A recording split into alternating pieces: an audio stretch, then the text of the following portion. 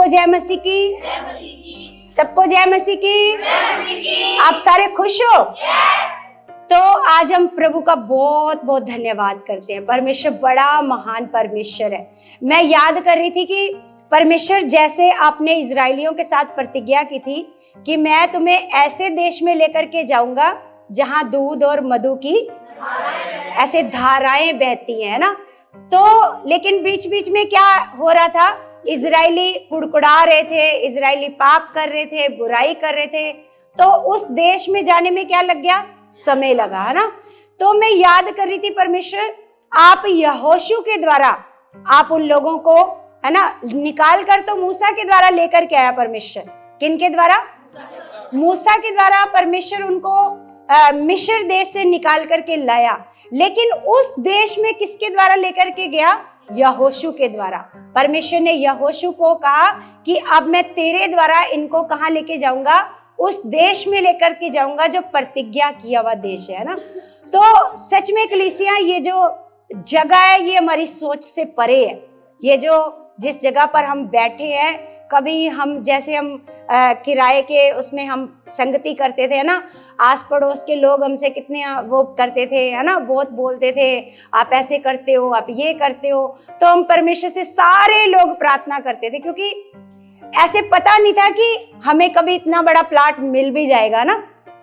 पता नहीं था, कभी हमने सोचा भी नहीं था। जब हमने अपना घर भी बेचा, तब भी हमारे पास आशा नहीं थी कि हम अपना प्लाट ले पाएंगे, क्योंकि हम वो जो घर बेच के आए थे वो पास्टर जी के प्लाट पर ही पैसा लगाने को बेच करके आए थे, है ना।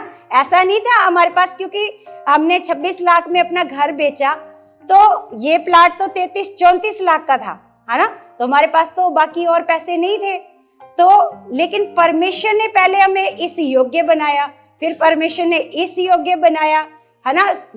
परमेश्वर करता गया, बढ़ाता गया, है ना। क्योंकि हो सकता है वो जगह हमारे लिए सही ना हो, है ना, क्योंकि एक तो मेन रोड पर है, ये अंदर भी है ना, अच्छा है, सही है। बाकी हमें ये पता है ये भी टेम्परेरी है। हमें खुदावंद इससे कई गुना ज्यादा बड़ी जगह में लेके जाऊंगा।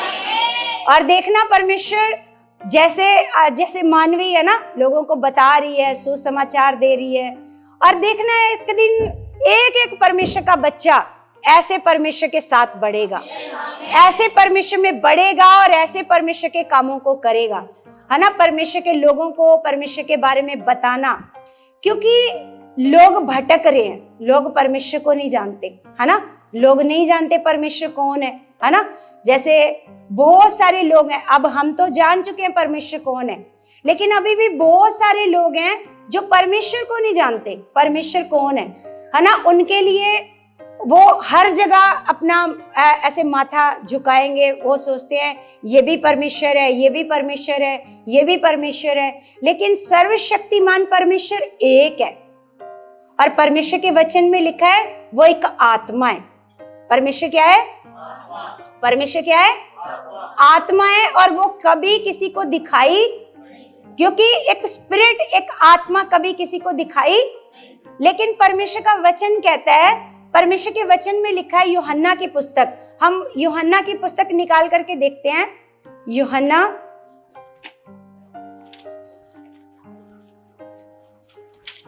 1 का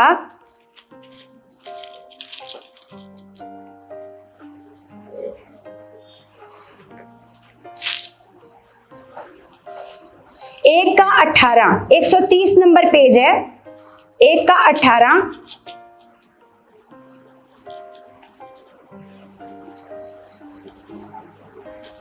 यहां लिखा, परमेश्वर को किसी ने कभी नहीं देखा। ये सच है ना? ये सच है ना? यहाँ पर परमेश्वर का वचन हमें कह रहा है कि परमेश्वर को किसी ने कभी नहीं देखा। किसी ने नहीं देखा, आज तक परमेश्वर को किसी ने नहीं देखा। जैसे हम जिस धर्म से आए हैं, हम सारे हिंदू धर्म से आए हैं। आप सारे हिंदू धर्म से आए हो ना? हम जिस धर्म से आए हैं, क्योंकि आज हम यहाँ पर धर्म की बात नहीं कर रहे, आज हम यहाँ पर सच्चाई की बात कर रहे हैं। लेकिन आए हम सब कौन से धर्म से हैं? हिंदू धर्म से हैं। तो हिंदू धर्म में ये कहते हैं कि परमेश्वर एक आत्मा है और उसका रूप, रंग और आकार नहीं होता। परमेश्वर का रूप, परमेश्वर का रंग, परमेश्वर का आकार नहीं होता ना। परमेश्वर पानी डालने से गीला नहीं होता। जो ईश्वर है, जो परमात्मा है, वो पानी से गीला, वो आग से जलता नहीं है, वो हवा से सूखता नहीं है, ऐसा लिखा है। वो उसके बारे में लिखा है, वो निराकार है। क्या है वो? क्या है वो?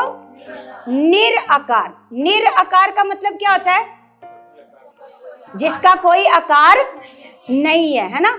तो परमेश्वर का कोई भी आकार नहीं है, वो निराकार है। क्या है वो? निराकार। लेकिन अगर हम देखें तो फिर भी लोग किसकी भक्ति करते हैं? निराकार की नहीं करते। किसकी करते हैं? उनको एक आकार चाहिए, उनको कोई ना कोई जिस सामने चीज चाहिए जिसको वो देखकर माने कि हाँ ये भगवान है। जबकि परमात्मा ने उनको बताया है कि परमात्मा एक आत्मा है। क्योंकि परमात्मा जो शब्द है वो दो शब्दों के जोड़ से बना है। कैसे? परम और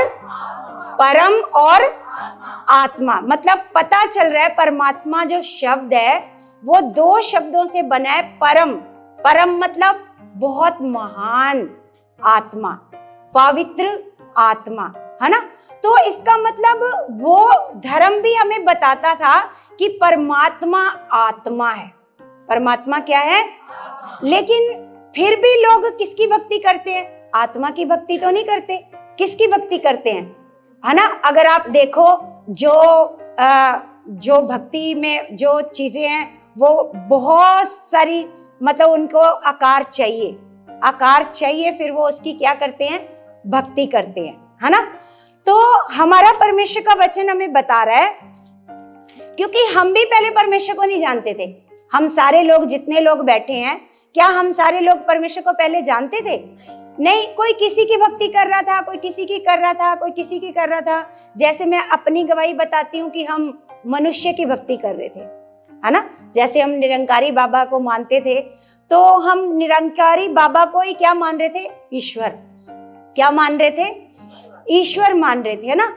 तो आपको पता है, जब मैंने पहले दिन जाकर के परमेश्वर का वचन सुना, है ना, तो जो मैंने पहले दिन जाकर के परमेश्वर का वचन सुना था ना, वो वचन सुनकर मेरे को बहुत रोना आया। क्यों रोना आया? क्योंकि इतने साल हमने क्या किया? हमने ईश्वर का स्थान किसको दे दिया था, है ना। जैसे हमने ईश्वर का स्थान किसी जानवर को दे दिया, किसी पक्षी को दे दिया, किसी पौधे को दे दिया। आज भी कोई लोग पौधे की भक्ति करते हैं ना। किसी जानवर की, 4 पैरों वाले जानवर की भक्ति करते हैं, है ना। और कोई पक्षी की भक्ति करते हैं, है ना। कोई पत्थरों की भक्ति करते हैं, है ना। परमेश्वर का वचन बताता है, यहाँ पर परमेश्वर के बारे में लिखा है कि परमेश्वर को किसी ने कभी नहीं देखा, इकलौता पुत्र जो पिता की गोद में है उसी ने उसे प्रकट किया। उसने उसको क्या किया? प्रकट किया। अब ये इकलौता पुत्र कौन है? प्रभु यीशु मसीह। कौन है? प्रभु यीशु मसीह ने परमेश्वर को क्या किया? प्रकट किया। अब जब परमेश्वर दिखाई नहीं देता तो लोगों को क्या पता कि उसका मन कैसा है, उसका स्वभाव कैसा है ना। तो प्रभु यीशु मसीह ने क्या किया? परमेश्वर को प्रकट करके दिखाया कि उसका मन कैसा है, उसका स्वभाव कैसा है ना। प्रभु ने प्रेम करके दिखाया, अपने दुश्मनों से क्या करके दिखाया? प्रेम करके दिखाया। प्रभु यीशु मसीह ने अपने दुश्मनों को भी क्षमा करके दिखाया और लोगों पर दया करी, उन्हें चंगाई दी, उन्हें चंगा करके दिखाया, है ना। और परमेश्वर प्रभु यीशु मसीह ने अपने स्वभाव से दिखाया कि मेरे अंदर किसका स्वभाव काम कर रहा है? परमेश्वर का, है ना। परमेश्वर को आपने देखा नहीं है, लेकिन जैसे पौलुस कहता है ना कि आपने मसीह को नहीं देखा, लेकिन कहता है, पौलुस कहता है तुम मेरी चाल चलो क्योंकि मैं मसीह की चाल चलता हूं, है ना। इसी प्रकार मसीह किसकी चाल चल रहा था? परमेश्वर की। किसकी चाल चल रहा था? परमेश्वर की चाल चल रहा था। आकर के बताया कि परमेश्वर का मन कैसा है, उसका स्वभाव कैसा है, वो दया करता है, वो प्रेम करता है, वो अनुग्रह करता है अपने बच्चों के ऊपर। हालेलुया। तो कलीसिया, जब हम अपने परमेश्वर को नहीं जानते तो हम ईश्वर का स्थान हम दूसरी चीजों को देते हैं। तो परमेश्वर की नजर में सबसे बड़ा गुनाह, सबसे बड़ा पाप क्या है? लोगों से पूछो ना, सबसे बड़ा पाप क्या है? लोग बोलेंगे ये फलाना पाप, ये पाप, वो पाप, है ना। सबसे बड़ा पाप क्या है? ईश्वर का जो स्थान है ना, दूसरी वस्तुओं को देना, ये सबसे बड़ा पाप है ना। Hallelujah, hallelujah. जैसे हम रोमियो की पुस्तक में निकालते हैं, जो वचन मुझे पहले दिन मिला था, जो पहले दिन मुझे वचन मिला, रोमियो की पुस्तक रोमियो 1:18, यहाँ पर लिखा है ना हेडिंग में, क्या लिखा है यहाँ पर? मनुष्य जाति का पाप। मनुष्य ने क्या पाप किया? देखो, मनुष्य को लगता नहीं, मनुष्य को लगता है हम सब कुछ अच्छा कर रहे हैं, भले काम कर रहे हैं। जैसे कल के दिन या परसों के दिन, है ना, लोग पानी बांट रहे थे ना, पता नहीं कौन सा वो दिन था, लोग पानी बांट रहे थे, है ना। लोग धर्म के काम करते हैं। लोग क्या करते हैं? लोगों को ये नहीं पता कि हम कितने बड़े पाप में फंसे हुए हैं। हम परमेश्वर को छोड़कर हम अगर किसी और की भक्ति करते हैं तो वो सबसे बड़ा क्या है? ईश्वर का स्थान अगर हम किसी दूसरी वस्तु को देते हैं तो ये सबसे बड़ा क्या करते हैं? पाप करते हैं। हालेलुया। तो यहाँ पर परमेश्वर के वचन में लिखा है, परमेश्वर का क्रोध तो उन लोगों की सब अभक्ति और अधर्म पर स्वर्ग से प्रकट होता है। परमेश्वर का क्रोध किन पर प्रकट होता है?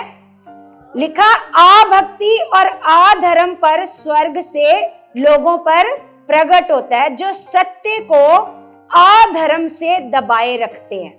सच्चाई कुछ और है, लेकिन सच्चाई को किस चीज से दबा करके रखते हैं? वो धर्म नहीं है, उस अधर्म से क्या करते हैं? वो सच्चाई को क्या करके रखते हैं? दबाए रखते हैं। लिखा, इसलिए कि परमेश्वर के विषय का ज्ञान उनके मनों में प्रकट है। उनको ये पता है कि ये परमेश्वर, ये जगत का मालिक नहीं है। उनके मनों में इसके विषय में ज्ञान है, सबको पता है। जैसे देखो, जैसे मान लो कोई किसी की भक्ति करता है, बहुत भक्ति करता है ना, लेकिन जब वो किसी के घर पर जाता है, किसी की मान लो डेथ हो गई, है ना, किसी की डेथ होगी, उसके घर पर जाता है, तो वो वहां पर जाकर के ये नहीं कहता कि उसने, जिसकी वो भक्ति करता है, उसका नाम लेकर के नहीं कहता कि इसने बहुत बुरा करा। वो किसका नाम लेता है? ऊपर वाले का। किसका नाम लेता है? इसका मतलब उनके मनों में ये ज्ञान है कि कोई है, ऊपर वाला कोई है, जिसको लोग क्या बोलते हैं? ऊपर वाला बोलते हैं, है ना। तो इसका मतलब यहाँ पर परमेश्वर का वचन कहता है कि परमेश्वर के विषय का ज्ञान उनके मनों में प्रकट है, क्योंकि परमेश्वर ने उन पर प्रकट किया है। परमेश्वर ने क्या किया है? प्रकट किया है। जैसे देखो, ये अभी दिन है ना, कुछ समय बाद शाम होएगी, फिर रात हो जाएगी। ये कौन कर रहा है? ये कौन कर रहा है? परमेश्वर कर रहा है। इसका मतलब लोगों को पता है कि ये सारा कुछ काम करने वाली कोई पावर है, कोई शक्ति है। जैसे किसान एक बीज डालता है तो फसल तैयार होती है ना। जैसे कोई टमाटर का बीज डाला, खीरे का बीज डाला, सब्जियों का बीज डाला, तो वो बीज डालता है और बीज क्या होता है? फल लेकर के आता है। तो वो फल देने की ताकत कौन देता है? कौन देता है? परमेश्वर देता है। इसका मतलब लोगों को पता है कि ये काम करने वाला कोई और शक्ति है, कोई और पावर है ना। और जैसे मौसम बदलते हैं, ठंड आ जाती है, गर्मी आ जाती है ना। गर्मी आई फिर ठंड आएगी, ये सारे काम करने वाला कौन है? इसका मतलब लोगों को पता है कि कोई और पावर है जिसको हम लोग मान रहे हैं ईश्वर करके, वो ये काम नहीं कर रहा। बोलो, समझ में आ रहा है? समझ में आ रहा है कि जिसको हम ईश्वर करके मान रहे हैं, जैसे एक पौधे की हम लोग भक्ति कर रहे हैं, तो एक पौधा थोड़ी ना मौसम बदल सकता है, एक जानवर थोड़ी ना मौसम बदल सकता है, एक जानवर फसल उगा सकता है जिसकी लोग भक्ति करते हैं। इसका मतलब लोगों के मनों में प्रकट है परमेश्वर का ज्ञान। Hallelujah, hallelujah. और आगे लिखा, उसके अनदेखे गुण अर्थात उसकी सनातन सामर्थ और परमेश्वर तब जगत की सृष्टि के समय से उसके कामों के द्वारा देखने में आते हैं, है ना। जब से सृष्टि बनी है तब से परमेश्वर के कामों के द्वारा पता चलता है कि ये परमेश्वर है। हालेलुया। तो आगे लिखा, यहाँ तक कि वे निरुत्तर है। अगर हम उनसे बोले ना, कोई उनसे बात करें तो वो निरुत्तर है, उनके पास कोई जवाब नहीं है, इस बात का कोई उनके पास जवाब नहीं है। फिर भी उनका मन हठीला है, वो परमेश्वर को ग्रहण नहीं करना चाहते, परमेश्वर को जानना नहीं चाहते कि परमेश्वर, आखिर परमेश्वर है कौन, हमने भक्ति करनी किसकी है। क्या हमने पत्थरों की भक्ति करनी है ना? पत्थरों को भी किसने बनाया? किसने बनाया? क्योंकि जैसे मूर्ति को बनाया जाता है, या तो पत्थर से बनाते हैं, या सोने से, या चांदी से, या लकड़ी से, है ना? उन सारी चीजों को बनाया किसने है? परमेश्वर ने बनाया। उन सारी चीजों का बनाने वाला, है ना? तो यहाँ पर परमेश्वर के वचन में लिखा है, इस कारण कि परमेश्वर को जानने पर भी उन्होंने परमेश्वर के योग्य बड़ाई और धन्यवाद ना किया। परमेश्वर को जानने पर भी उन्होंने परमेश्वर की बड़ाई और परमेश्वर का धन्यवाद नहीं किया, परंतु व्यर्थ विचार करने लगे, यहाँ तक कि उनका निर्बुद्धि मन अंधेरा हो गया। उनका निर्बुद्धि मन क्या हो गया? अंधेरा हो गया। वे अपने आप को बुद्धिमान जताकर मूर्ख बन गए। क्या बन गए? वो क्या बन गए? अपने आप को, वो अपने आप को बड़ा भक्त समझते हैं कि हमारे से अच्छा कोई भक्त है ही नहीं। सुबह जल्दी उठते हैं, नंगे पैर जाते हैं, ऊंचाई पर चढ़कर क्या करते हैं? भक्ति करते हैं, ऊंची पर चले जाते हैं। वो सोचते हैं नीचे में नहीं है भगवान। भगवान कहाँ है? ऊंचाई पर है। भगवान ज्यादा ऊंचाई पर रहता है, बोलो। तो यहाँ पर परमेश्वर का वचन कह रहा है, वो अपने आप को बुद्धिमान जताकर क्या बन गए हैं? मूर्ख बन गए हैं, है ना? परमेश्वर तो हर जगह विराजमान है। Hallelujah, hallelujah. तो यहाँ पर परमेश्वर का वचन कह रहा है, वे अपने आप को बुद्धिमान जताकर मूर्ख बन गए और अविनाशी परमेश्वर की महिमा को नाशवान मनुष्य, अविनाशी परमेश्वर की महिमा को किसमें बदल दिया? नाशवान मनुष्य और पक्षियों और चपायों और रेंगने वाले जंतुओं की मूरत की समानता में बदल डाला। हालेलुया। किसी ने पक्षी की समानता में बदल दिया, किसी ने सोचा ये पक्षी ईश्वर है, किसी ने सोचा ये जानवर ईश्वर है, किसी ने सोचा ये तो पत्थर ईश्वर है, किसी ने सोचा कि मनुष्य क्या है? ईश्वर है ना? जैसे जब मैंने ये वाला वचन सुना था ना, क्योंकि मैं तो शुरू से, हम लोगों ने मूर्ति पूजा तो नहीं करी थी, क्योंकि हम बचपन से क्या थे? निरंकारी, है ना? तो लेकिन मूर्ति पूजा तो नहीं करी, लेकिन ईश्वर को क्या किया? ईश्वर का स्थान किसको दे दिया हमने? इंसान को दे दिया। तो वो भी क्या है? एक मूर्ति पूजा के बराबर ही है ना? हालेलुया। तो जब मैंने पहले दिन जब ये परमेश्वर का वचन सुना, तो मेरे को बहुत ऐसे रोना आया। क्यों रोना आया? कि मैंने परमेश्वर इतने साल क्या कर दिया। भक्ति तो मैंने पूरे मन से करी, मैं बहुत भक्ति करती थी, बहुत, पूरी पूरी रात, क्योंकि मैं दुखी बहुत थी अपने जीवन में, बहुत दुखी थी ना। तो मैं सोचती थी मैं जितनी भक्ति करूंगी उतना ज्यादा जीवन में क्या हो जाएगा। लेकिन वो भी भक्ति करके कोई भी प्रतिफल, क्योंकि वो भक्ति सच्चे परमेश्वर की भक्ति, सच्चे परमेश्वर की भक्ति, जब तक आप सच्चे परमेश्वर की भक्ति नहीं करोगे, जैसे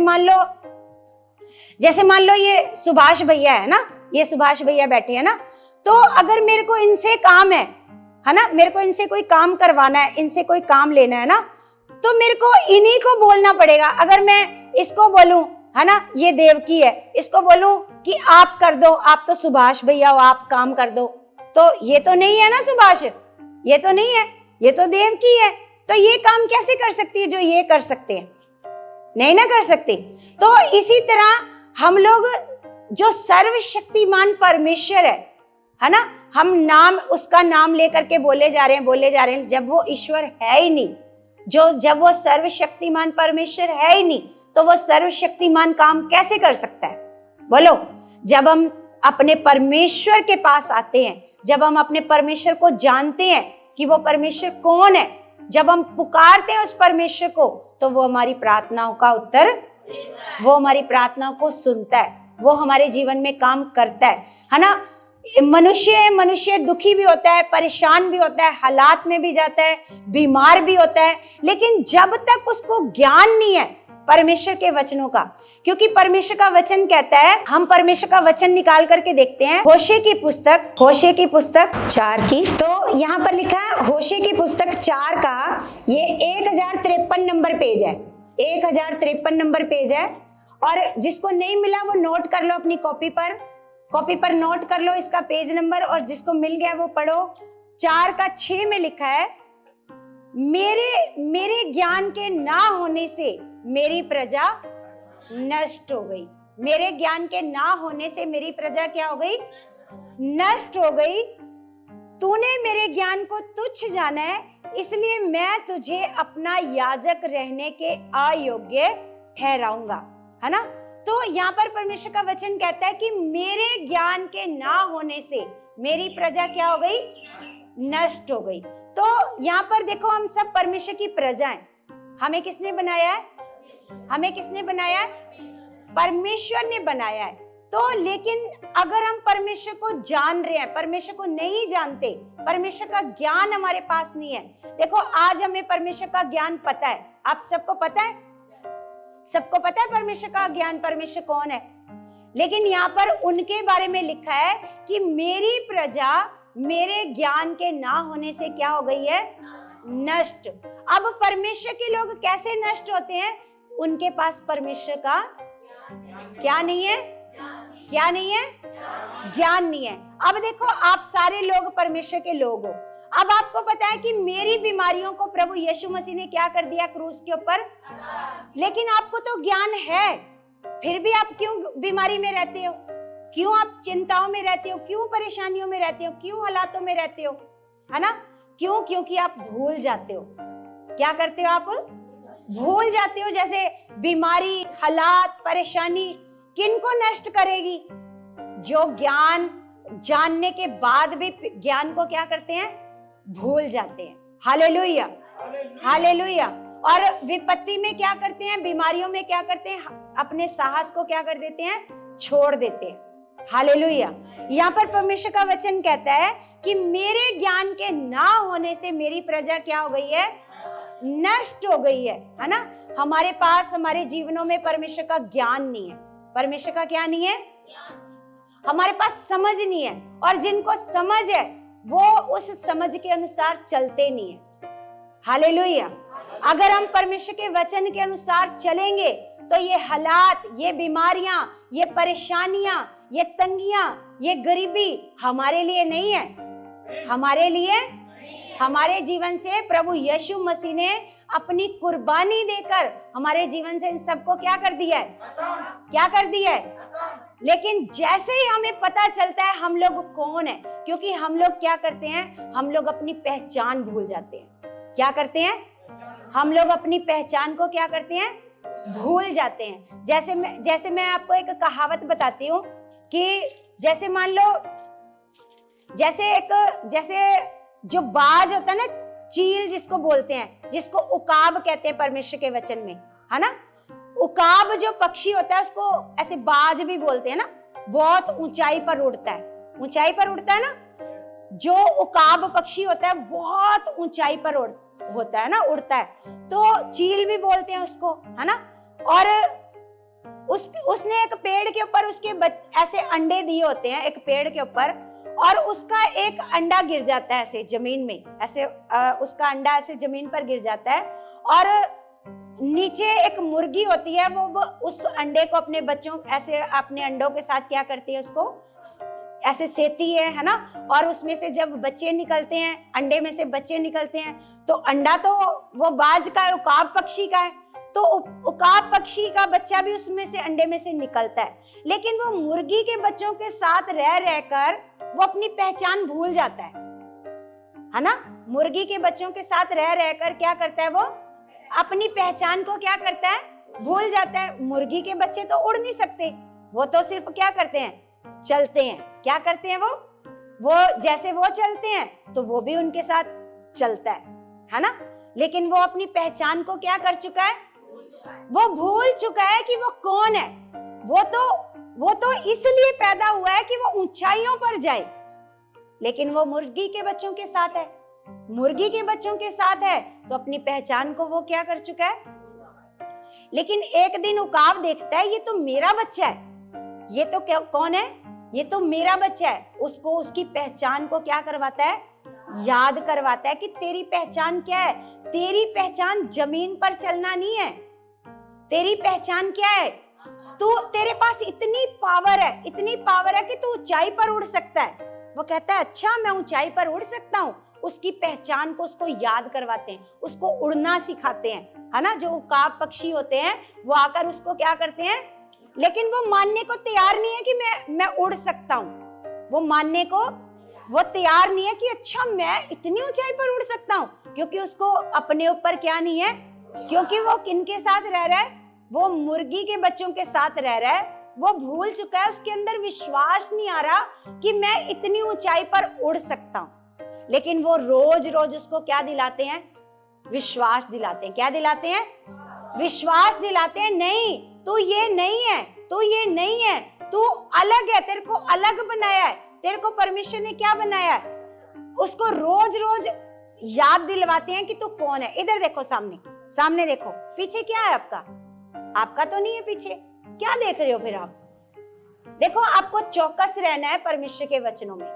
हालेलुया, हालेलुया। अगर आप इतनी छोटी सी बात पर डिस्ट्रैक्ट हो जाओगे, अपना ट्रैक ही बदल लोगे। सोच के देखो, अगर ट्रेन चल रही है, उसने अपना ट्रैक ही बदल लिया तो क्या होएगा, है मंजिल पर जाएगी वो, है जाना उसने कहाँ होएगा, बॉम्बे जाएगा, जाएगी कहाँ पर, कहीं और चली जाएगी, क्योंकि ट्रैक, ऐसे ट्रैक चेंज करता है शैतान।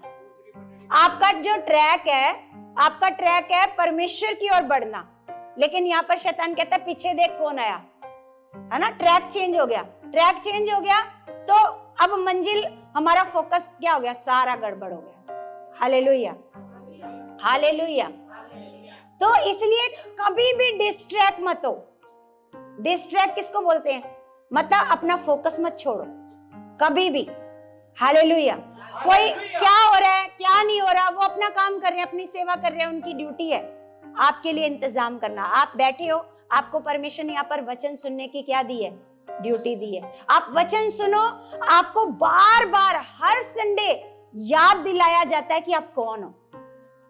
जैसे उकाब पक्षी आकर अपने बच्चे को बार बार याद दिलाते हैं कि आप कौन हो। आप हर संडे भूल जाते हो आप कौन हो। जैसे वो उकाब पक्षी का बच्चा भूल जाता है कि मैं उड़ना जानता हूं, मैं उड़ना जानता हूं, मैं उड़ सकता हूं, है ना।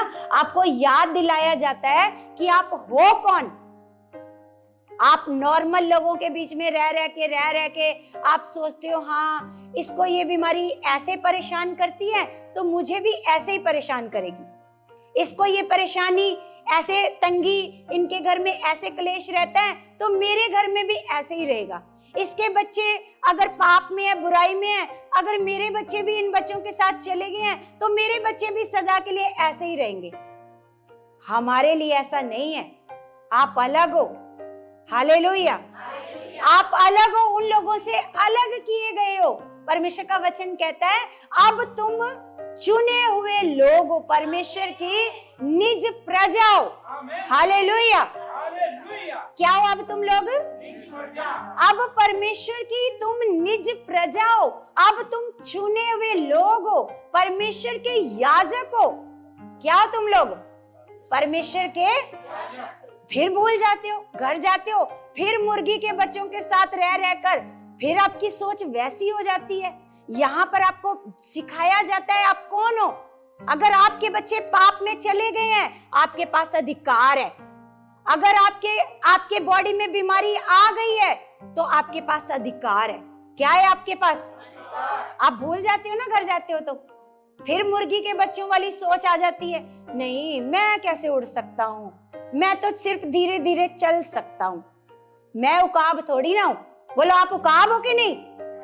आपको खुदावंद ने ऊंचाई पर जाने के लिए चुना है, आपको रेंगने के लिए नहीं चुना कि आप दुखों में, बीमारियों में रेंगते रहो, परेशानियों में रेंगते रहो। आप नॉर्मल नहीं हो। हालेलुया। अगर आपके घर में कोई परेशानी आ गई है, हमें खुदावंद ने उस समस्या का हल दिया है। क्या कहता है परमेश्वर, कहता है क्योंकि हर चीज, हर समस्या अपने आप नहीं जाएगी। संसारिक लोगों के पास आशा नहीं है, संसारिक लोगों के पास आशा लेकिन हमारे पास क्या है? क्या आशा है? क्योंकि बीते समय में क्या हुआ, जैसे मैं अपनी बात बताती हूँ, क्योंकि मैं भी भूल गई अपनी पहचान पिछले समय में, क्योंकि जब पैसों को देखा कि इधर उधर से कहीं से पैसे नहीं आ रहे, तो अब मिस्त्री भी पीछे पड़ रहा है कि क्या करें। अब हमें भवन भी जरूरी चाहिए, कहाँ से पैसे लाएं, कहाँ से प्लास्टर करवाएं। तो परेशानी आ गई, चिंता में चली गई, परेशान हो गई, है ना। लेकिन धन्यवाद हो परमेश्वर का कि जिन लोगों को हम सिखाते हैं उन लोगों ने मुझे उत्साहित करा, मुझे सिखाया, मुझे फिर से मेरी पहचान बताई। क्योंकि ऐसा नहीं आप ही भूलते हो, मैं भी भूल गई, 2 हफ्ते तक मैं भी भूल गई कि मेरे पास तो अधिकार है ना। फिर परमेश्वर का धन्यवाद हो जो परमेश्वर के चुने हुए लोग हैं, उन्होंने मेरे को उत्साहित करा। परमेश्वर का मैं बहुत धन्यवाद करती हूँ, बहुत उत्साहित करा। नहीं, ये निराशा हमारे लिए थोड़ी है, ये तंगियां हमारे लिए थोड़ी है ना। हम तो सिर्फ हमारे घुटने टिकने चाहिए। परमेश्वर का वचन कहता है, परमेश्वर कहता है जो घुटना मेरे आगे झुकेगा उसको मैं किसी और के आगे झुकने नहीं दूंगा। जो सर मेरे आगे झुकेगा उस सर को मैं किसी और के आगे झुकने नहीं दूंगा, है ना। तो जब मैंने भी अपनी पहचान को याद करा, मैं मुर्गी की बेटी थोड़ी, बच्ची थोड़ी हूँ, मैं तो काब हूँ। मेरे को खुदावंद ने कैसे चुना है? उड़ने के लिए चुना है। Hallelujah, hallelujah. फिर मैंने अपनी पहचान याद करी, मैंने कहा ओ तेरी, मैं तो भूल ही गई कि मेरा परमेश्वर वो तो सर्वशक्तिमान है, वो तो सब कुछ कर सकता है। वो एक नहीं, मेरे लिए तो हजारों रास्ते खोल सकता है ना। पर मेरे पास पैसे खत्म हुए, उसके पास थोड़ी हुए हैं। हालेलुया। आपको पता है, मैं एक गवाही सुन रही थी अपनी सुखपाल राणा मिनिस्ट्री में। एक ऐसे बहन गवाही दे रही थी कि हम घर बना रहे थे, हमारे पास पैसे खत्म हो गए, है ना। वो कहती मैंने परमेश्वर के आगे घुटने टेके, परमेश्वर मेरे पास खत्म हुए, तेरे पास खत्म नहीं हुए, है ना। तो कहती मेरे हस्बैंड ऐसे रास्ते में जा रहे थे, तो कहती उनको पैसे मिले, पता है इतने सारे नोट। वो कहती जब हमने वो नोट गिने तो 2000 कम 50,000, मतलब 48,000 रुपए, 48,000 रास्ते में पड़े हुए उसको मिले।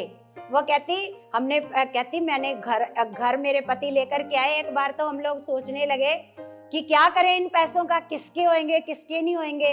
कहती फिर मैंने बोला नहीं, परमेश्वर ने दिए हैं, मैंने मांगे थे परमेश्वर से, परमेश्वर ने दिए हैं। कहती हमने अपने मकान पर लगाने शुरू कर दिए, वो पैसे खत्म ही नहीं हो रहे।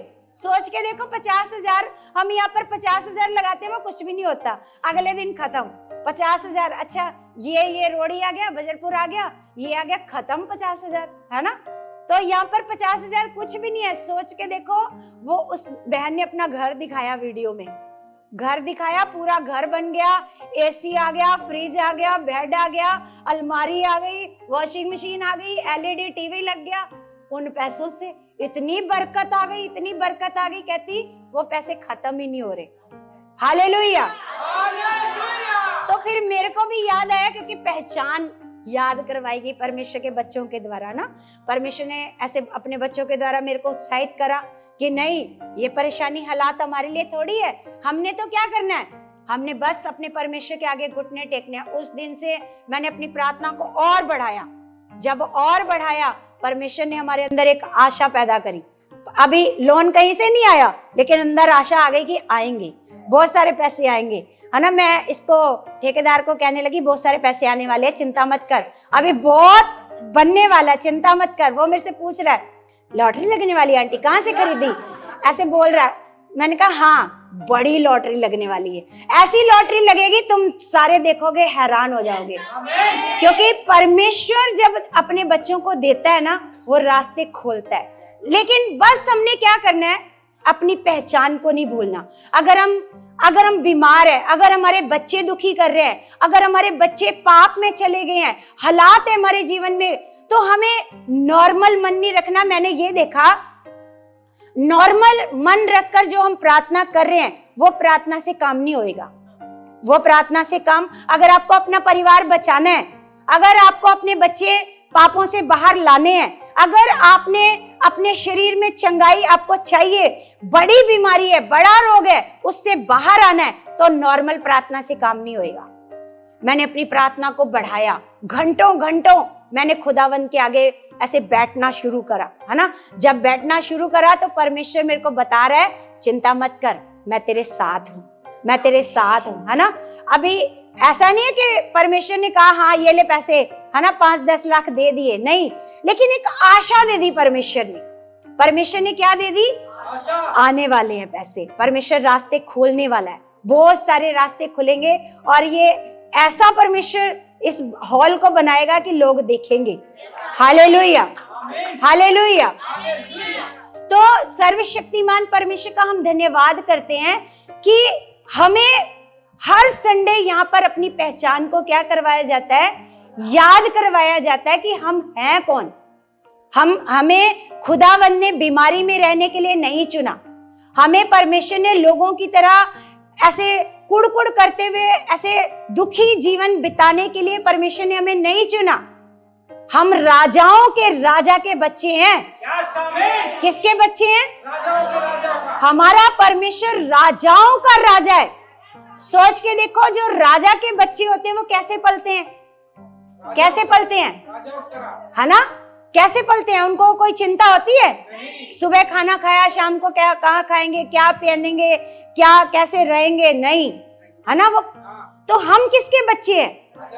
अपनी पहचान को कभी मत भूलो कि आप कौन हो। आप कौन हो? आप नॉर्मल लोग, आप नॉर्मल लोग नहीं हो। परमेश्वर के आप प्यारे बच्चे हो, परमेश्वर की संतान हो। परमेश्वर ने आपको चुना है। क्यों चुना है? ताकि आपके द्वारा परमेश्वर की क्या हो? महिमा। परमेश्वर की क्या हो?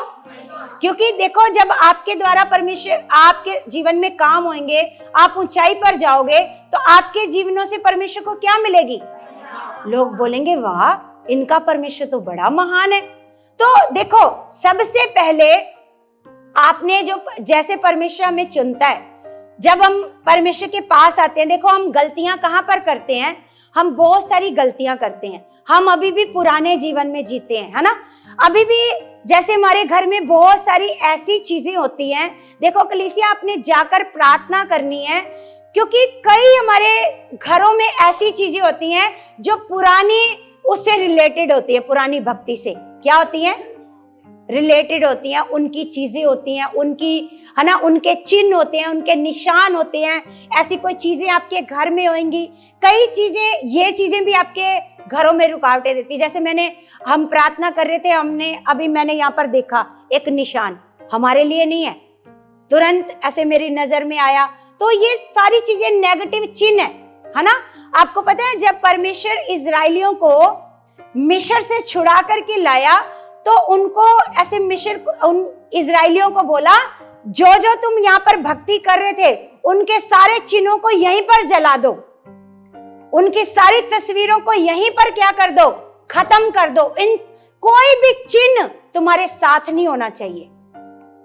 इजराइलियों को ये बोला, है ना। कोई चीजें होती हैं, जैसे कोई पहने रहते हैं पुरानी चीजें, बहुत सारी चीजें होती है जो पुरानी, है ना, पहने रहते हैं, वो निकालना नहीं चाहते, है ना। या उनके घरों में होती हैं चीजें।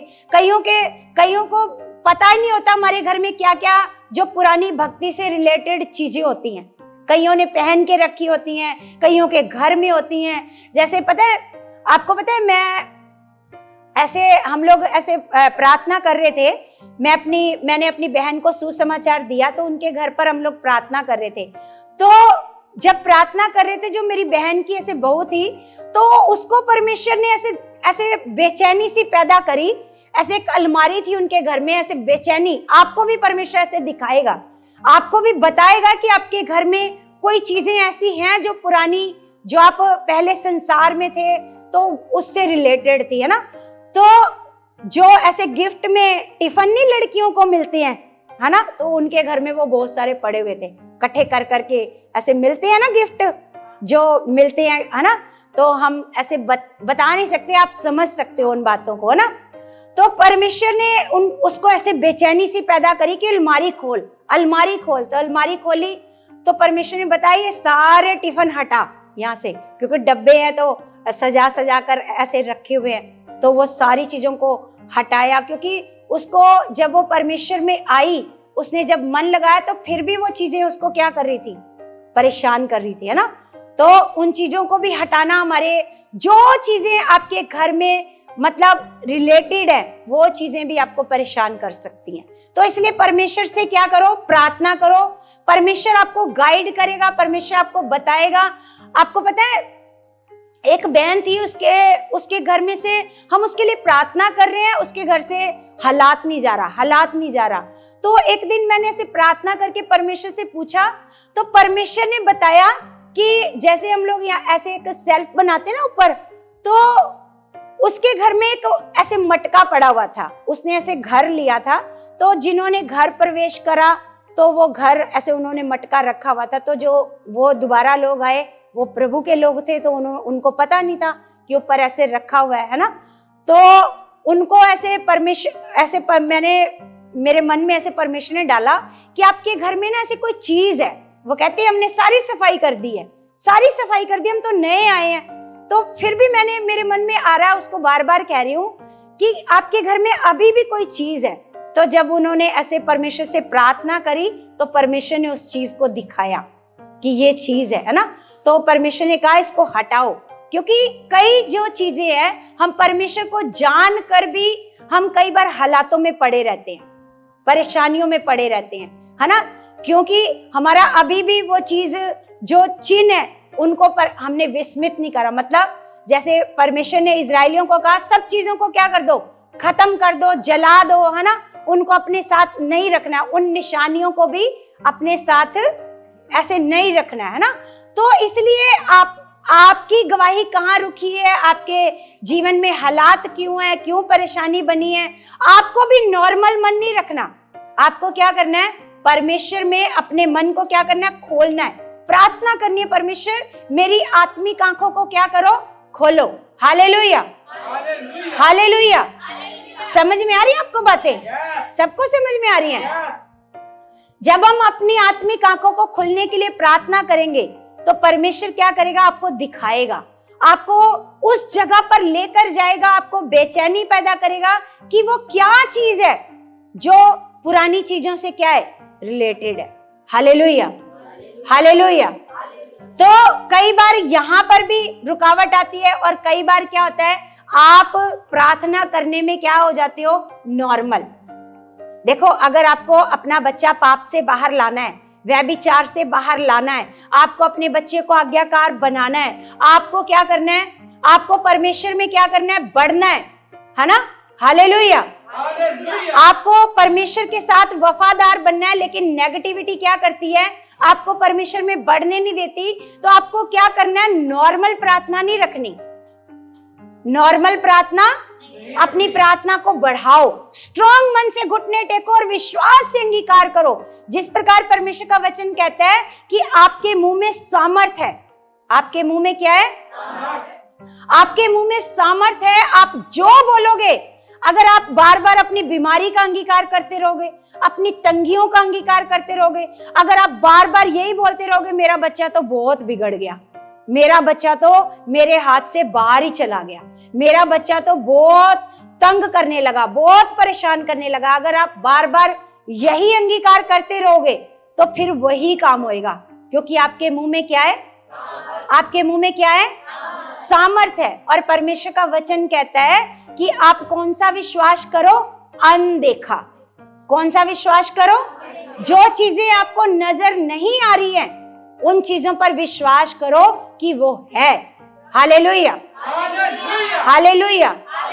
जिस प्रकार इब्रानियों की पुस्तक में हमें विश्वास करना सिखाया है, हमें कैसा विश्वास करना है, विश्वास अनदेखी चीजों पर। क्योंकि परमेश्वर का वचन कहता है, हम देखी हुई जो हालात आज आपको नजर आ रहे हैं, मान लो आपका बेटा आपको बिगड़ा हुआ नजर आ रहा है, बहुत बिगड़ा है, आपको समझ में नहीं आ रहा ये कैसे सुधरेगा, आप रोज रोज उसके लिए भविष्यवाणी करो, उसके लिए आशा का अंगीकार करो, है ना।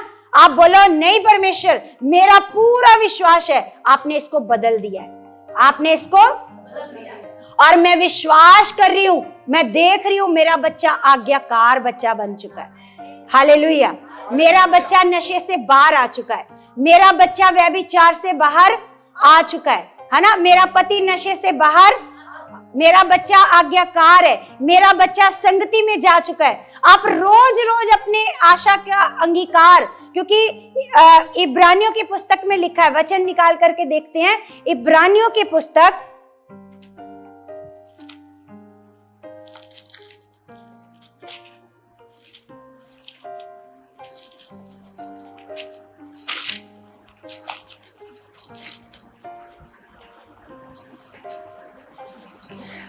हम पढ़ते हैं 10 का 23, 312 नंबर पेज है।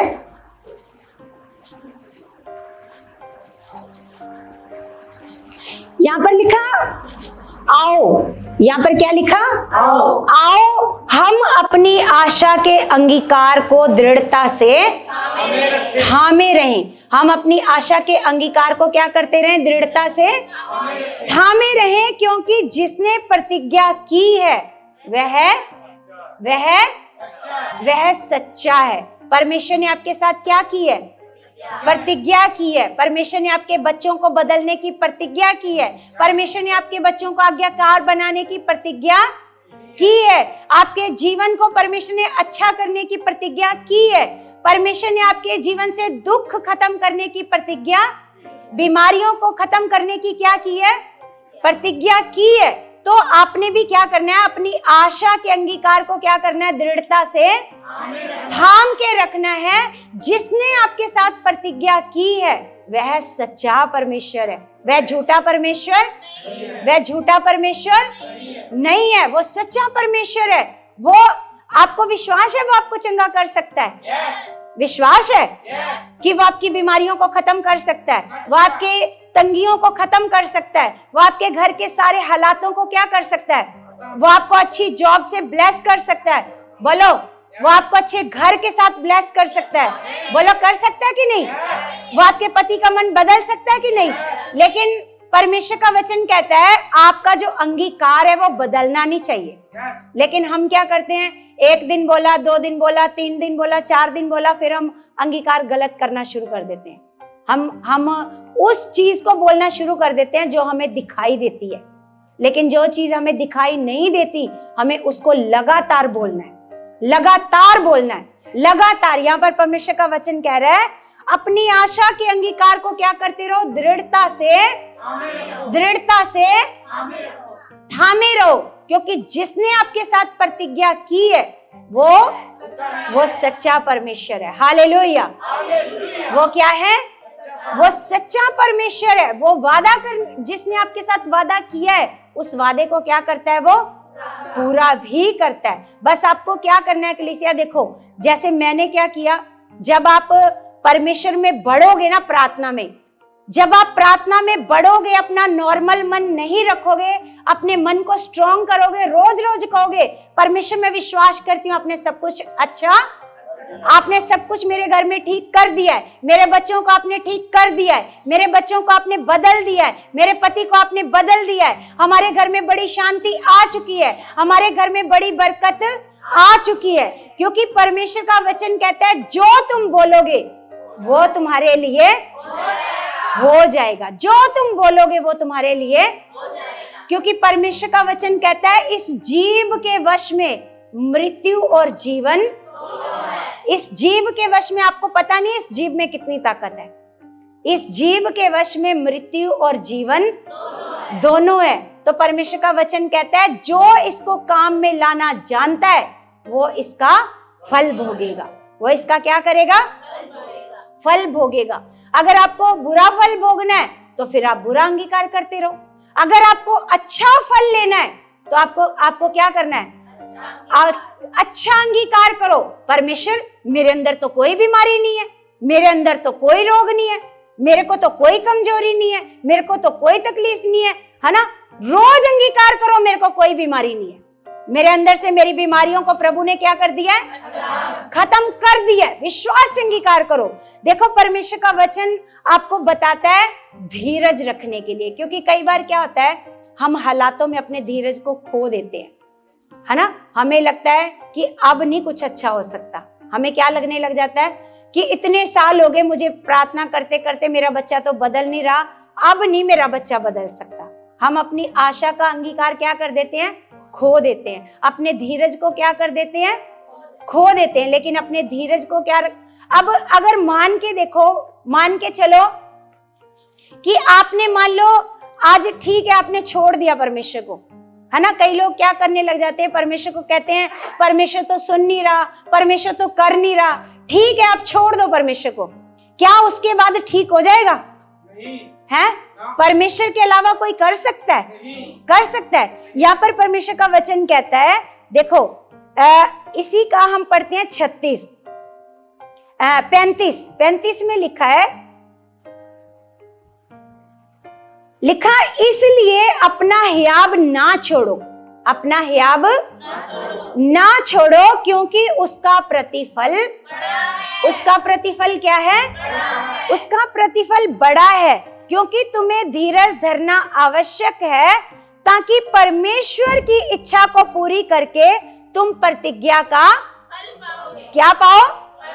देखो यहाँ पर परमेश्वर आपको क्या सिखा रहा है? धीरज रखो। क्या रखो? क्या रखो?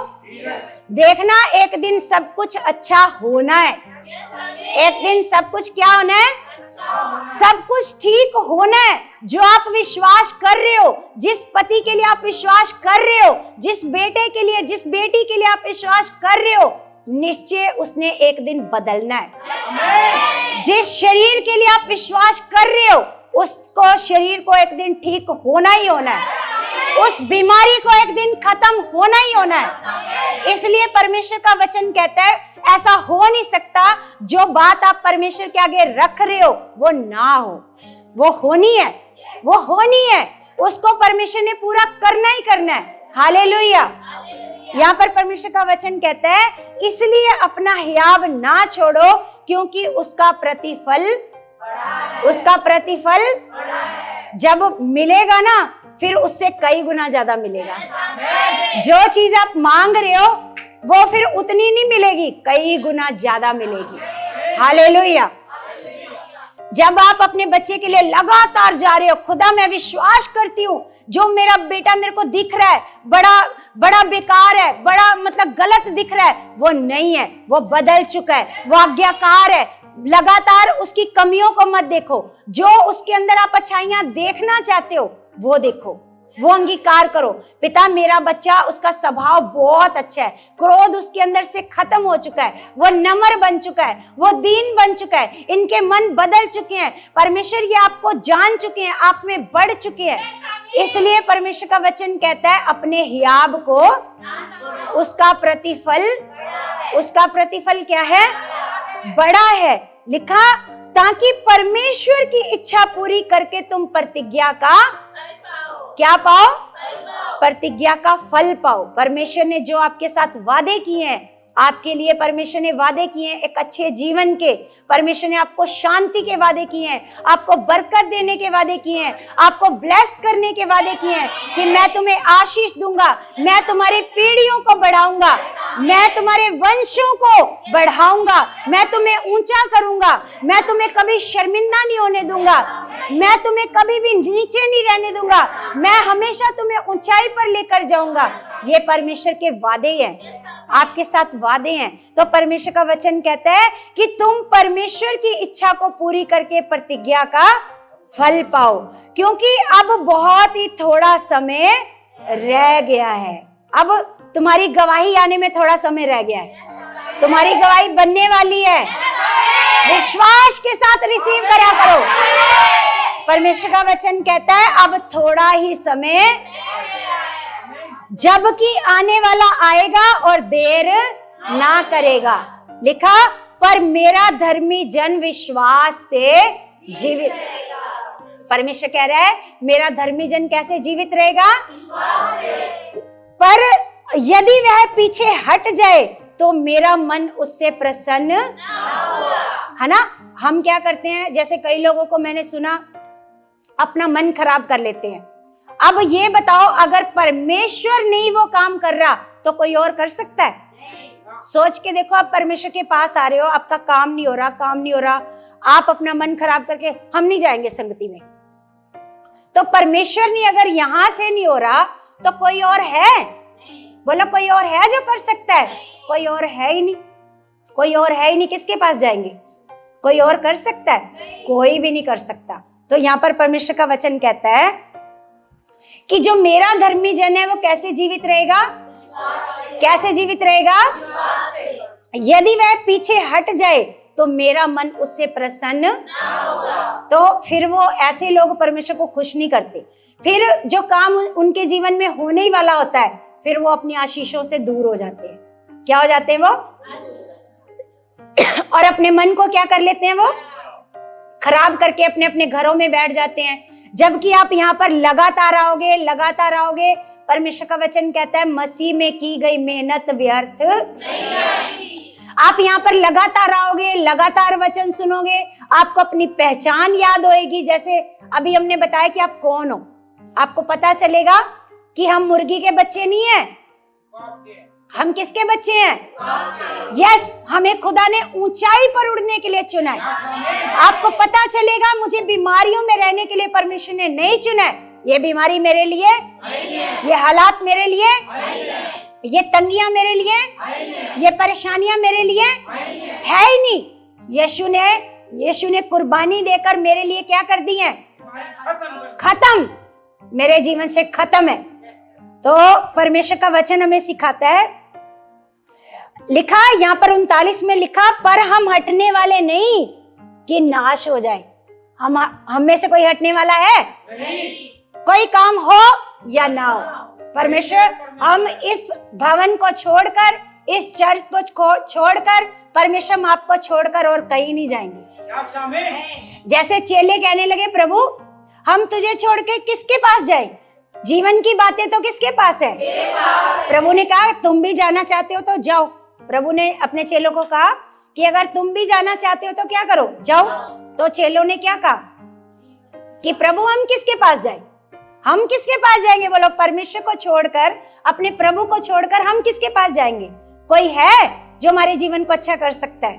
बोलो, कोई नहीं कर सकता, कोई भी नहीं है परमेश्वर के अलावा। इसलिए जब भी शैतान आपके मन को खराब करे तो तभी क्या करना? चल शैतान, है ना। जैसे दाऊद कहता है हे मेरे मन, परमेश्वर के सामने क्या रहे?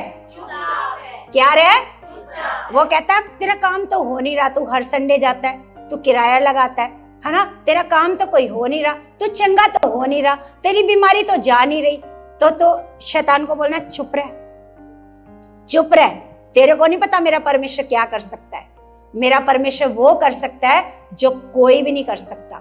पूरी सृष्टि को उसने अपने शब्द से बनाया है। कैसे बनाया? हालेलुया। इधर देखो, चौकस हो जाओ। पूरी सृष्टि को उसने कैसे बनाया है? वचन से। अब परमेश्वर का वचन कहता है वो पावर, वो बोलने की पावर, वो पैदा करने की पावर, वो बनाने की पावर, वो आपके अंदर है। किसके अंदर है? वो आपके हाथ में है। आपने कितनी जल्दी अपने बच्चे को बदलना है, आपके हाथ में है। आपको पता है आपके हाथ में है कितनी जल्दी आपने अपने पति को बदलना है, कितनी जल्दी आपने गरीबी से बाहर आना है, वो आपके हाथ में है। आप कितनी मेहनत करते हो, आप कितनी प्रार्थना करते हो, या नॉर्मल खाते पीते हो, काम करते हो और सो जाते हो? ऐसे तो नहीं होएगा। ऐसे आपका बच्चा बदलेगा? ऐसे आपका पति बदलेगा? ऐसे आपके घर में शांति आएगी? नहीं आएगी। अगर आपने खाया पिया, अपना घर का काम किया, सो गए, उठ गए, फिर खाया पिया, तो ऐसे तो आपका बच्चा पाप से बाहर नहीं आएगा। आपका परिवार यहाँ पर हजूरी में नहीं आएगा। आप चाहते हो ना आपका परिवार यहाँ पर परमेश्वर की हजूरी में आए, तो कैसे आएगा? बोलो कैसे आएगा? नॉर्मल मन से नहीं आएगा। आपकी स्ट्रॉन्ग प्रार्थना से, आपकी मजबूत प्रार्थना से, ये आपकी मजबूत प्रार्थना से आपको समय देना पड़ेगा परमेश्वर को। हालेलुया। मैंने एक वीडियो में बोला था ना कि जो कुछ आप परमेश्वर को देते हो, परमेश्वर उसको कई गुना करके आपको लौटाता है। आप परमेश्वर के ऊपर थोड़ा सा भरोसा दिखाते हो, वो कई गुना ज्यादा करके देता है। आप परमेश्वर के भवन में थोड़ा सा बीज बोते हो, वो कई गुना आशीषों के साथ लौट आता है। आप थोड़ा सा परमेश्वर को समय देते हो, वो कई गुना ज्यादा आपको समय देता है। Hallelujah, hallelujah. आप जो चीज परमेश्वर को दोगे वो कई गुना ज्यादा करके आपको क्या करेगा, लौटाएगा। हालेलुया। आप सोचते हो कि ये नॉर्मल मन से ये सारे काम हो जाएंगे। जैसे मान लो आपने खाना बनाना है, आपने 20 लोगों का खाना बनाना है ना। 20 लोगों का खाना आप सोचो सिम गैस पर बना लो, है 20 लोगों का आपने खाना बनाना है। आप सोचो सिम, कोई बात नहीं, सिम में धीरे धीरे चलता रहेगा, मेरे को मेहनत नहीं करनी पड़ेगी, जा जाकर बार बार देखना नहीं पड़ेगा, उबल तो नहीं रहा, जल तो नहीं रहा, तो धीरे धीरे अपने आप पक जाएगा। तो फिर वो पकेगा, फिर अपनी मर्जी से पकेगा। बोलो, आपने अगर 20 लोगों का खाना बनाना है, आपने अपने परिवार को बचाना है, शैतान की युक्तियों से बचाना है, उन्हें नशे से बचाना है, पाप से बचाना है, बुराई से बचाना है, उन्हें वो ऊंचा जाए, उनको अच्छी जॉब मिले, आपके घर में बरकत आए, आशीष आए, आपके बच्चे ब्लेस हो। तो नॉर्मल मन के साथ नहीं होगा, नॉर्मल मन के साथ बहाने सबके पास हैं। बहाने क्या है, सबके पास है ना। जैसे मैंने आपको पिछली बार बताया था, शुरुआत करो, रात को उठो, दिन में नहीं समय है तो कितनों ने करी शुरुआत, कितनों ने करी है। और बाकियों को, बाकी संगति में नहीं आते, बाकियों को नहीं चाहिए, हैं, बाकियों को गवाहियां नहीं चाहिए, गवाहियां नहीं मिलेंगी ऐसे, है ना। जब आप वचन सुनकर, वचन जैसे मान लो आपको यहाँ पर वचन ऐसे डाले, परमेश्वर का वचन कहता है ये कीमती मोती है। क्या है ये? कीमती मोती है। ये वचन है, ये जीवित वचन है, ये आपके जीवन में काम करते हैं। लेकिन आप क्या करते हो, सारे झोली में भर लिए, फिर जब घर गए तो उठ के खड़े हुए झोली को यहीं पे ऐसे झाड़ के चले गए, है ना। यहीं पे सारा, यहीं पे गिरा गुरु के चले गए सब। क्यों? आप साथ लेकर नहीं गए। अगर साथ लेकर के गए होते तो आपने प्रैक्टिकल करना शुरू किया होता। बोलो, आपको करना चाहिए? बोलो, आपको गवाहियां चाहिए, है ना। हर किसी को गवाहियां चाहिए, है ना। कोई यूथ बच्चे हैं, उनको अच्छे डिवाइन स्वर्ग से रिश्ते चाहिए। यूथ बच्चे हैं, है ना, उनको स्वर्ग से क्या चाहिए? रिश्ते चाहिए, है ना। अगर आज आप मेहनत नहीं करोगे तो ऐसे रिश्ते मिलेंगे जिनमें स्ट्रगल होएगा। क्या होएगा? स्ट्रगल होएगा, शर्मिंदगी होएगी, ऐसे रिश्ते मिलेंगे अगर आज आप मेहनत नहीं करोगे, है ना। और जो बीमार हैं वो बीमारी में शर्मिंदा रहेंगे। लोग बोलेंगे ओए तू हर संडे चर्च जाता है, तू तो चंगा नहीं हो रहा, तू तो चंगा नहीं हो रहा। तो फिर आपको शर्मिंदा होना पड़ेगा। आप बोलोगे हाँ हम तो हर संडे चर्च जा रहे हैं, क्यों नहीं चंगे हो रहे? क्यों नहीं हो रहे? क्योंकि आप जो यहाँ पर सीखा आपने घर जाकर उसको प्रैक्टिकल नहीं करा। अब आपको लोग बोलेंगे ओए आप लोग तो हर संडे चर्च जाते हो, आपके बच्चे तो देखो कितने बिगड़े पड़े हैं, है ना। आपके बच्चे तो देखो ऐसे करते हैं, ऐसे करते हैं, ऐसे करते हैं ना। तो आपको शर्मिंदा होना पड़ेगा। क्यों? क्योंकि आपने मेहनत करना जरूरी नहीं समझा कि मुझे अपने बच्चे के लिए घुटने टेकने हैं। अगर मैं नहीं टेकूंगी तो ये नहीं बदलेगा। अगर मैं नहीं मेहनत करूंगी, अगर मैं नहीं अपने पति के लिए मेहनत करूंगी तो ये नहीं बदलेगा, है ना। अगर मैं नहीं अपने बच्चों के लिए मेहनत करूंगी, नहीं अपनी सेहत के लिए मेहनत करूंगी, तो मुझे पूरी जिंदगी शर्मिंदा ही रहना पड़ेगा। तो आप क्या क्या चाहते हो? आप चाहते हो आपका परिवार यहाँ पर हो? Hallelujah, hallelujah. आप चाहते हो ना, तो आपने जो पिछली बार सीखा था ना, आप प्रैक्टिकल करना शुरू करो। क्योंकि मैंने जैसे प्रैक्टिकल करना शुरू करा, आपको पता है, रात को उठो, अलार्म लगाओ। अगर नींद नहीं खुलती तो क्या करो?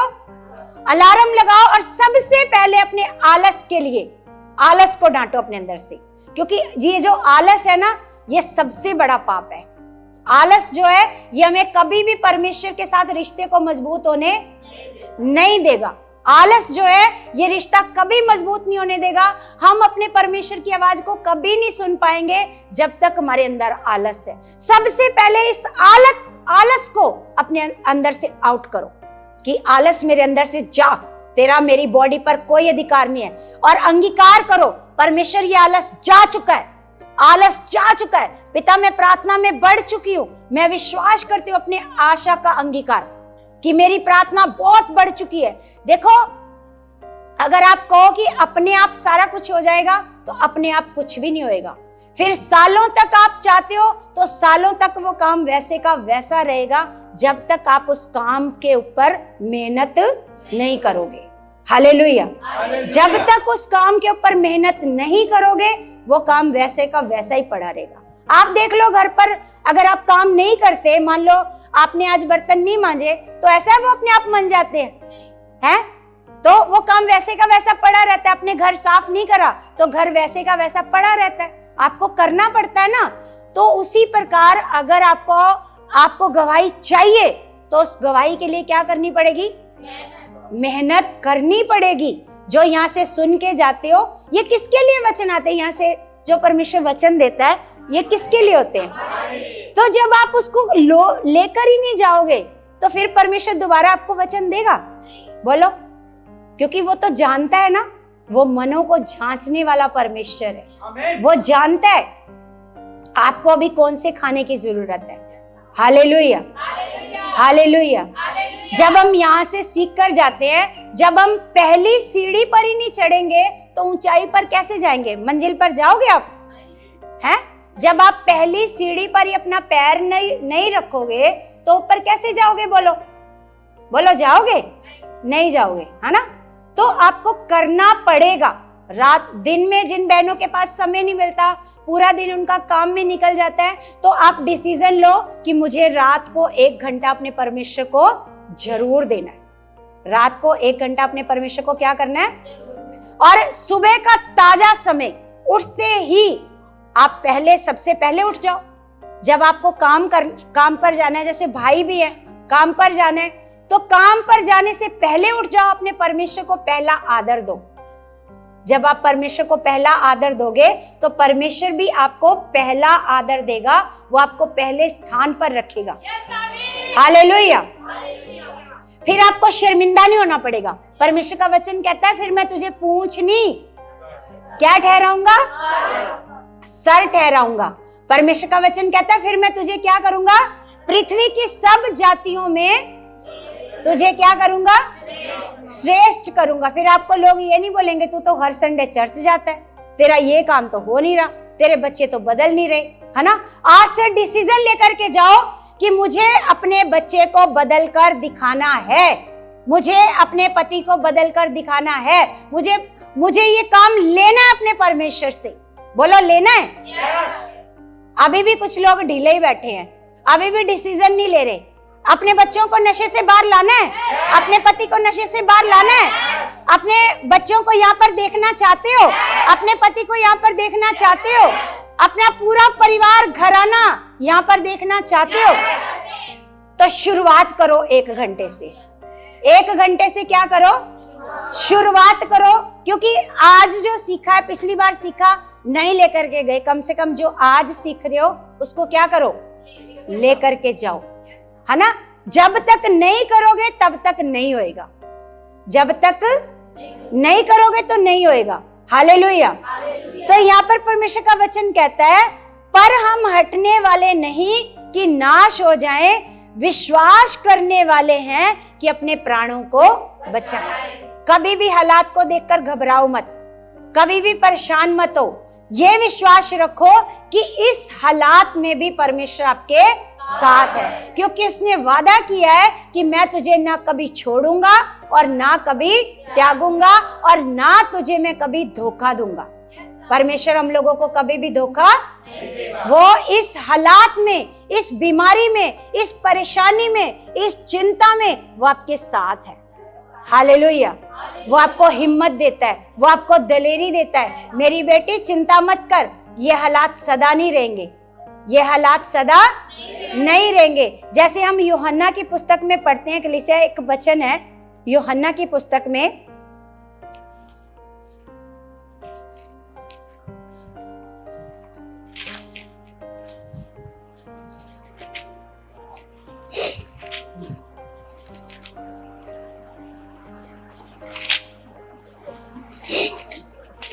यूहन्ना की पुस्तक में वचन है कि तुम्हारा जो शोक है वो आनंद में बदल जाएगा, है ना? पता है किसी को वो वचन, कौन सा वचन कहाँ लिखा है? परमेश्वर तुम्हारे शोक को आनंद में क्या कर देगा? ऐसे बदल देगा। आज तो तुम्हें शोक होता है, आज तुम्हें दुख होता है,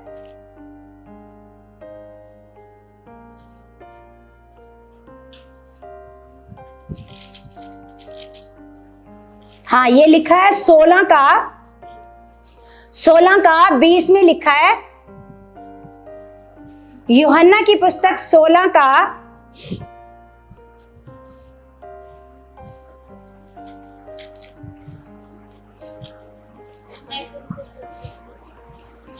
यहाँ पर 16 का, अगर हम 16 की हेडिंग देखते हैं तो हेडिंग में क्या लिखा है?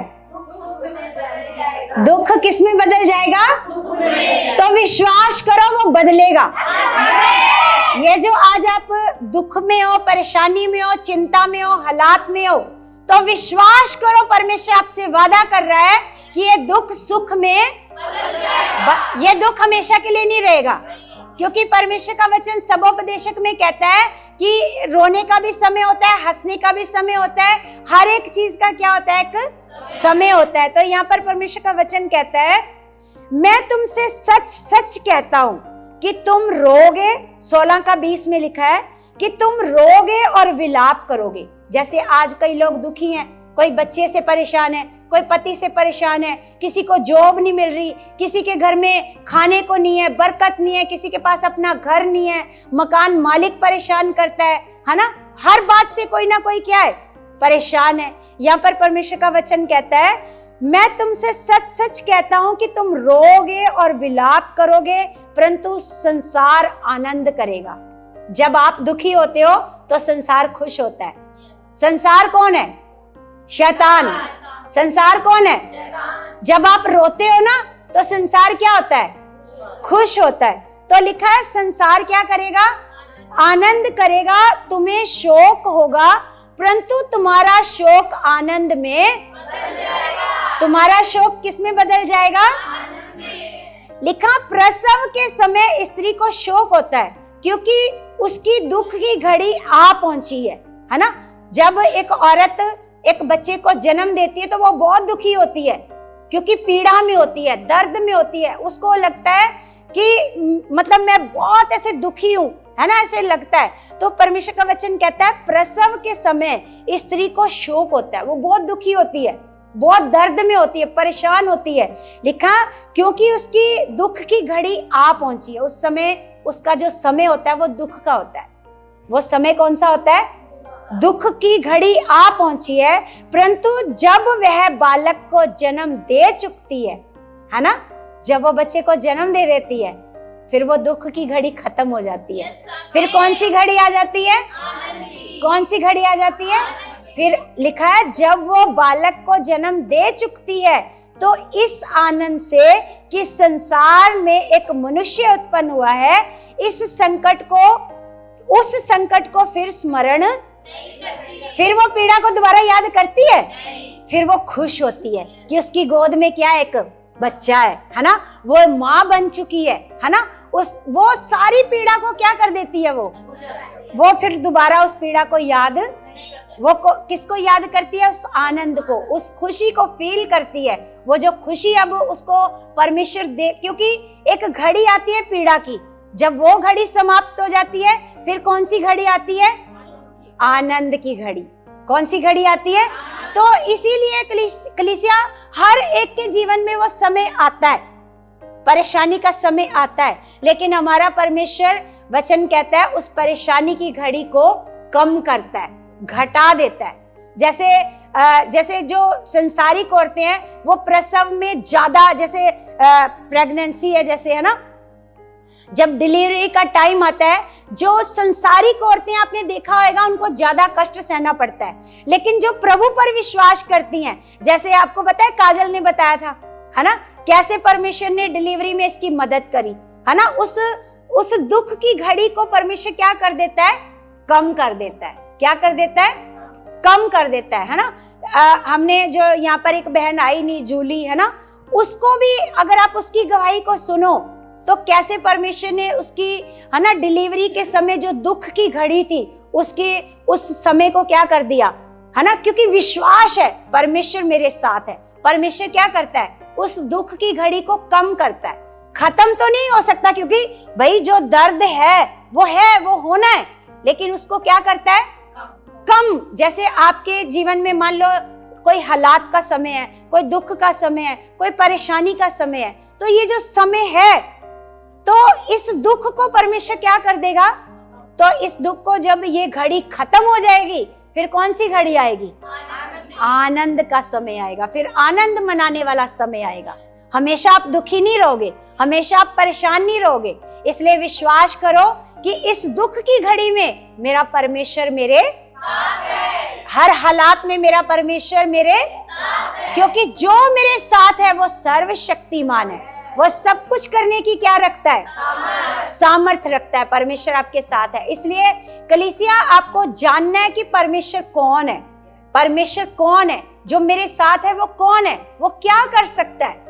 बोलो, क्या क्या कर सकता है? वो सब कुछ कर सकता है। और परमेश्वर का वचन कहता है, विश्वास करने वाले के लिए, विश्वास करने वाले के लिए सब कुछ का मतलब क्या होता है? सब कुछ का मतलब क्या होता है? सब कुछ हो सकता है। सब कुछ हो सकता है। आप विश्वास करके अपने दुख की घड़ी को कम कर सकते हो, है ना। परमेश्वर दुख की घड़ियों को खत्म कर देता है आपके जीवन से, है ना। आपके जीवन में हालात आता है, क्योंकि परमेश्वर का वचन कहता है धर्मी के ऊपर जब विपत्ति आती है, धर्मी पर भी आती है, लेकिन परमेश्वर का वचन कहता है परमेश्वर उस समय उसे साहस देता है, उस समय उसे हिम्मत देता है, फिर वह विपत्ति उसे विपत्ति लगती नहीं है। हालेलुया। जिस प्रकार हम दाऊद के जीवन से देखते हैं कि दाऊद के जीवन में कितना हालात आया, कितनी मुसीबतें आई, लेकिन परमेश्वर ने उन सारी मुसीबतों से उसको क्या किया? निकाला, उसे आनंद में लेकर के आया। हालेलुया। इसलिए आज जितने लोग आज किसी परेशानी में हो, जितने भी लोग हो, कभी भी अपने मन को खराब मत होने देना। कभी ये मत सोचना कि मेरा परमेश्वर सुन नहीं रहा, वो कर नहीं रहा, हो नहीं रहा। कभी भी खराब मत होने देना, बल्कि और परमेश्वर में बढ़ो, और परमेश्वर में बढ़ो, और बढ़ो। जैसे मैं आपको ना एक कहानी सुनाती हूँ। जब हम छोटे बच्चे थे ना, तो हम अपनी किताब में पढ़ते थे एक कहानी। एक बार सूरज में और हवा में शर्त लग गई। सूरज में और हवा में क्या लग गई? ऐसे शर्त लगी। सूरज कहता, हवा कहती कि ये आदमी ना एक चद्दर ओढ़ के जा रहा है, एक आदमी एक चद्दर ओढ़ करके जा रहा है, कि हम दोनों अपनी अपनी ताकत को दिखाते हैं कि कौन इसकी चद्दर को उतार सकता है, कौन उतार सकता है इसकी चद्दर को, है ना। तो हवा कहती, हाँ मेरे में तो बहुत ताकत है, मैं तो 1 सेकंड में तेज हवा ऐसे चलाऊंगी और इसकी चद्दर को क्या कर दूंगी? उतरवा दूंगी, इसकी चद्दर उतर जाएगी, है ना।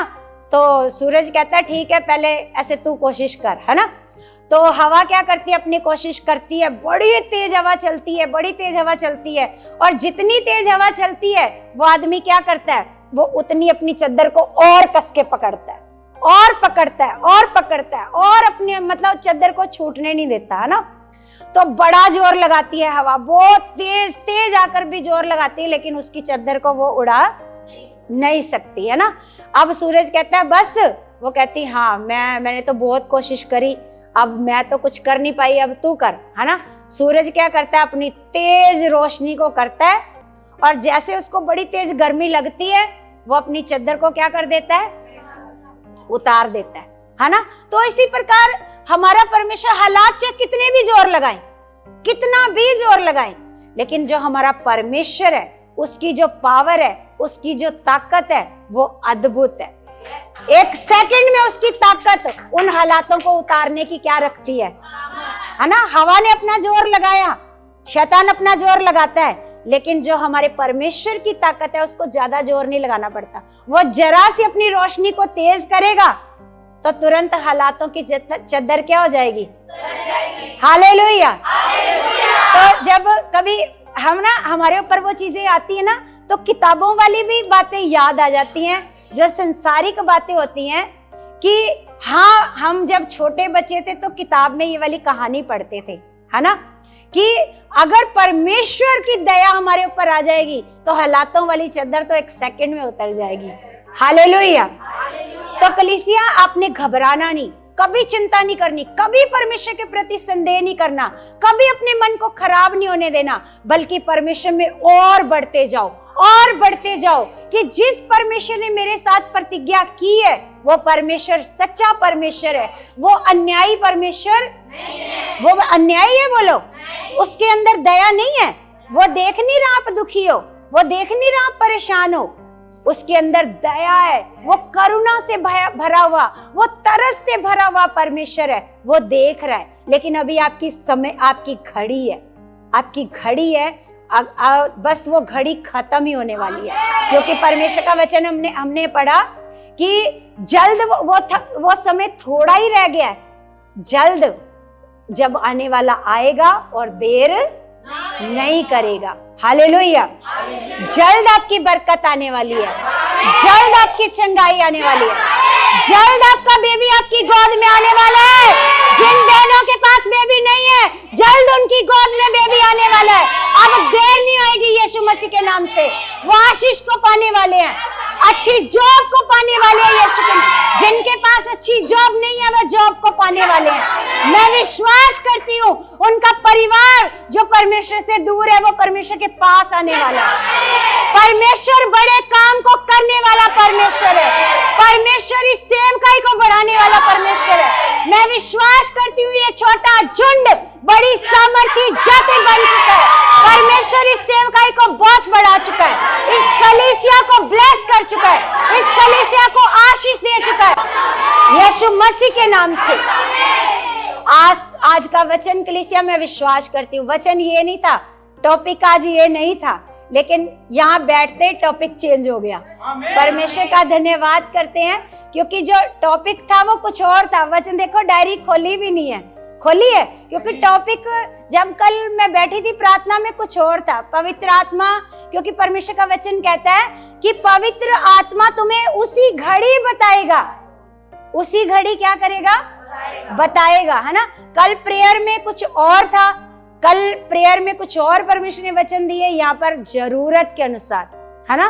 मान लो किसी को कुछ और खाने की ऐसे इच्छा है ना, तो परमेश्वर जरूरत के अनुसार देता है भोजन। ये आत्मिक भोजन है। हालेलुया। प्रभु इन वचनों से आपको बड़ी आशीष दे चुके हैं, बहुत बरकत दे चुके हैं। आप परमेश्वर में ब्लेस हो, आप परमेश्वर में हील हो चुके हो, आपके रिश्ते मजबूत हैं, खुदावंद आपकी शर्मिंदगियां दूर कर चुका है, परमेश्वर आपको बहुत बढ़ा चुका है यीशु मसीह के नाम से। आमीन, आमीन। सबको जय मसीह की।